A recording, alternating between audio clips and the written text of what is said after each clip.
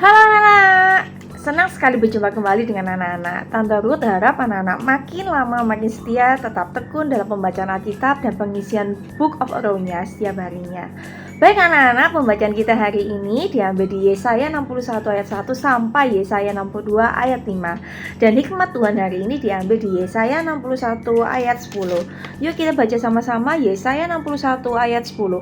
Aku bersukaria di dalam Tuhan, jiwaku bersorak-sorai di dalam Allahku, sebab ia mengenakan pakaian keselamatan kepadaku dan menyelubungi aku dengan jubah kebenaran, seperti pengantin laki-laki yang mengenakan perhiasan ke kepalanya dan seperti pengantin perempuan yang memakai perhiasannya.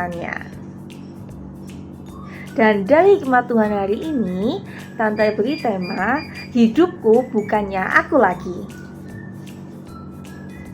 Nah, dari renungan kita pada hari ini, apa sih Tante artinya? Aku nggak ngerti artinya hidupku bukannya aku lagi. Yuk kita sama-sama belajar mengerti makna dan hikmat Tuhan hari ini dari ayat yang sudah kita baca. Tante bagi 3 pengertian. Yang pertama, sumber sukacita sejati.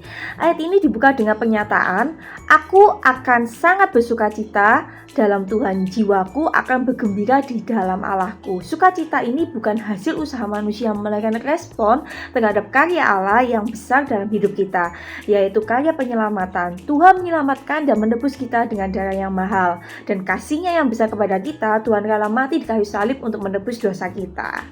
Dan yang kedua, pertukaran hidup lama menjadi hidup baru. Tuhan menanggalkan pakaian kesedihan, kegagalan, dosa kita dan menggantikannya dengan jubah kebenarannya. Kita dibenarkan bukan karena kebaikan diri sendiri, melainkan karena anugerah Allah yang semata. Dan yang ketiga, identitas baru bagaikan pengantin. Digambarkan seperti pengantin pria yang memakai hiasan kepala indah dan pengantin wanita yang berhiaskan perhiasan. Ini menggambarkan betapa berharganya kita di mata Allah. Kita dikasihi, dihiasi, dan dipersiapkan untuk masa depan yang penuh pengharapan. Oleh sebab itu anak-anak, Tante beri tema hidupku bukannya aku lagi untuk mengingatkan kita bahwa kita harus hidup dalam anugerah Tuhan. Setiap hari sadarilah bahwa kita yang telah dibenarkan jangan lagi hidup dalam dosa. Kita tidak kompromi lagi terhadap dosa dan mengerti tentang anugerah yang Tuhan berikan. Jangan mencoba-cobai Tuhan dengan bermain-main dengan dosa.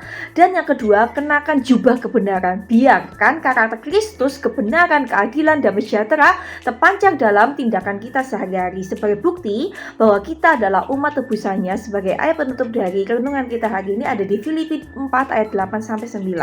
Yuk kita baca sama-sama Filipi 8 ayat 9. Jadilah akhirnya saudara-saudara, semua yang benar, semua yang mulia, semua yang adil, semua yang suci, semua yang manis, semua yang sedap didengar, semua yang disebut kebajikan dan patut dipuji, berikanlah semuanya itu. Dan ayat 9, dan apa yang telah kamu pelajari, dan apa yang telah kamu terima, dan apa yang telah kamu dengar, dan apa yang telah kamu lihat padaku, lakukanlah itu, maka Allah sumber damai sejahtera akan menyertai kamu.